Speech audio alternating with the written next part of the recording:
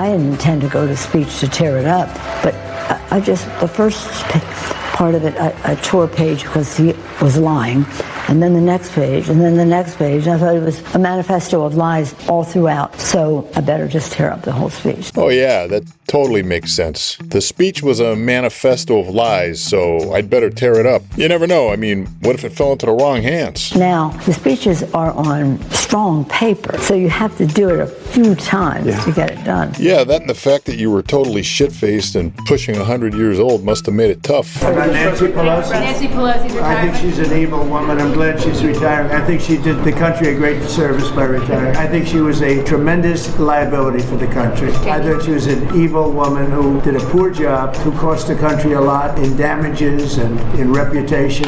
I thought she was terrible. Thank you very much. You know, a lot of people point to Nasty Nancy and Chuck U. Schumer as poster children for term limits. But I'd say the merits of term limits are actually debatable. Democrat politicians are almost entirely interchangeable. They always march together in lockstep, so getting rid of one to replace with another is basically meaningless. The problem is, conservative Californians, who Pelosi and her commie cronies supposedly also represent, don't get involved in politics nearly as much as their liberal lunatic neighbors. Instead, they too often declare California a lost cause and just move to a red state, in many cases without even knowing who their elected representatives were, let alone petitioning them for the redress of grievances. Some of them don't even vote, at least not regularly. It'd be nice to just sit back and live our lives without having to pay attention to or get involved with politics, but it doesn't work. It's like buying a car and never doing basic maintenance. Then the car falls apart prematurely and you conclude it's the manufacturer's fault for building a shitty car. A government of the people doesn't work when the people are checked out. And one thing about Nasty Nancy Pelosi, she never checked out.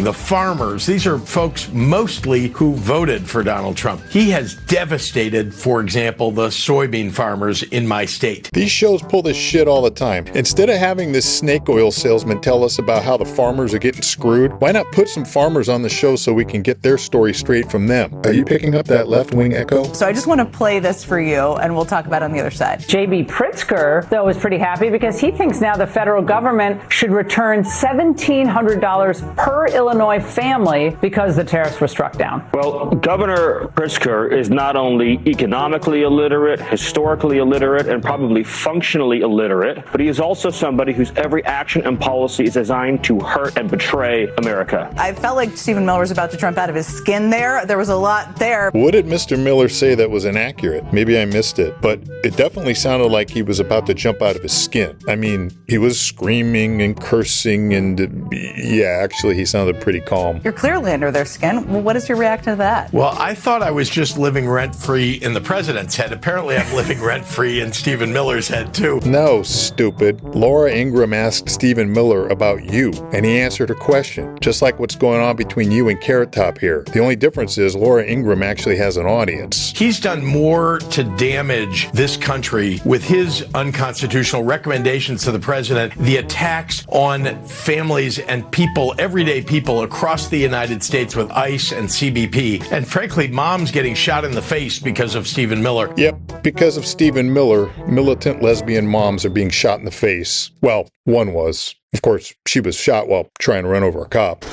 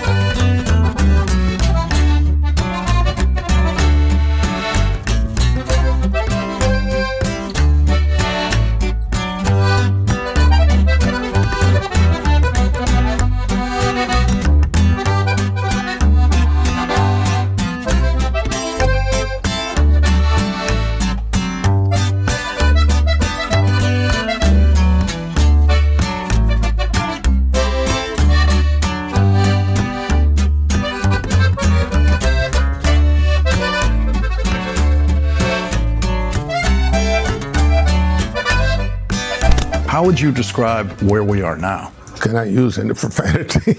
You can say whatever you want. And that's because there's only about 15 people actually watching this. We have somebody sitting in the White House who's leading us down a shithole. I can't personally understand how a convicted 34 felonious, is that word? Counts of wrongdoing gets to be president. How do you do that? It's so nice. It makes me feel so good. Actually, it's pretty easy when the charges are all bullshit. And recall the alternative. Freeman clearly doesn't know anything about the supposed felonies President Trump was convicted of. He doesn't even have the language to discuss it. Felony, felonious, felonia, feline. I'd have asked him what wrongdoing, to use his term, Trump was convicted of. That would have been fun, to watch him try to answer that. But of course, that's not the point of the show. When you say, well, he was I don't care. That ruling went down before he stepped into the Oval Office. So it just doesn't make sense to me. What? I have no idea what he just said there. I don't think he knows what he said either. Freeman sounds a lot like Joe Biden. Hey, maybe he'll run for president in 28. He's about the right age. With your life experience, did it feel like we were going backwards? Did it feel like the country was on, as Martin Luther King would say, the arc of history was turning toward progress all the time? Did this feel different? Very different, very different. I'm constantly reminded of Germany in 1935. What was happening there. The brown shirts, those people that are marching through Berlin and rounding up people, putting them in boxcars and sending them off. Now, this administration wants to build large detention centers. And for what? BS Now runs this same play on every down. Call Trump a Nazi. They tried it before the election and it didn't work, so they're trying it again because they're stupid, evidently. Freeman talks like he knows a lot about Nazi Germany, but he doesn't seem to know what the hell's going on today in his home country. What do you tell young people, if you're 20 years old, 25 years old, this is the worst thing you've seen, is the condition this country's in now? Absolutely. Absolutely the worst. Oh yeah, the country's doing horrible. That's why most people in that age group are fleeing to foreign lands, except they're not. Morgan Freeman was born in 1937 in Memphis, Tennessee, and was raised in Mississippi. And his message to a 25-year-old in this country would be that this is the worst our country has ever been. Does Jim Crow ring a bell? What a idiot. I don't know what I would say to young people other than if you at all aware of where we're headed, where we are right now and where we're headed, and if you don't agree with it, there was one sure way to change the direction of our country. Vote. That the old message is the new message. Yes. Wow, that's profound. All I got out of that was these are two ingrates who hate America. Next.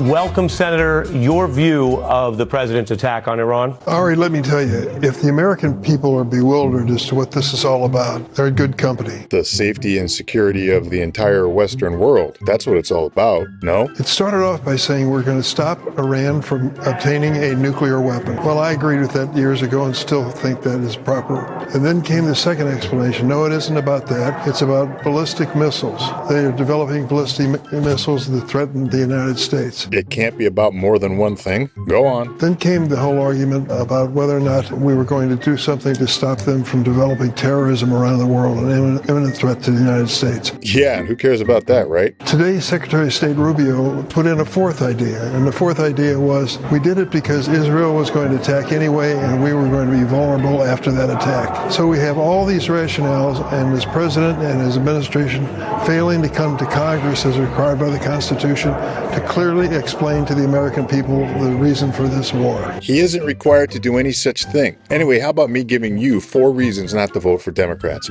1, they hate America. 2, they lie about everything all the time. 3, most of them are criminals. 4, they hate America. I thought it was worth mentioning that one twice. See, anyone can play this game. It's fun. I want to play some of your colleagues. Take a listen. I think the president has started a war of choice. There was no imminent threat to the United States. I'm sorry, who are you? It posed no imminent threat of attack to the United States. He sought no authorization from Congress. Oh, it's starting to sound like Democrats broke out the canned talking points. All of the intelligence I've seen in 13 years on the Armed Services and Foreign Relations Committees tell me there was no imminent threat from Iran that justifies sending our sons and daughters into war. Many of you consisted on this point. There doesn't even seem to be an assertion of an imminent threat by the Trump administration. Yeah, these are canned talking points. But there are Trump allies who point to Obama's drone strikes and the basic drift of American power abroad. And they say, like other past presidents, including Democrats, he can do an air war. What do you say to that? It's okay when Democrats do it. Remember that in the explanations of why we went to war, one of them was regime change. They actually used that phrase. That phrase was politically lethal for a long period of time because it was regime change that dragged us into Iraq and made us stay there for year after year and lose all those American lives in the military. So you're not going to answer the question. Meaning, it's just like I said. It's okay when Democrats do it. And of course, why would he answer the question? He knows Ari isn't going to follow up on it. The point of the show is to advance Democrat propaganda. So from my point of view, when it comes down to the imminent threat, there is no imminent threat from Iran. Are they bad actors? Yes. Do they need to be contained? Yes. But an imminent threat to the United States to precipitate a war involving many other countries, I never saw it. I hope no one out there is taking a shot every time a Democrat says imminent threat, because you'd be too drunk to watch the rest of this video.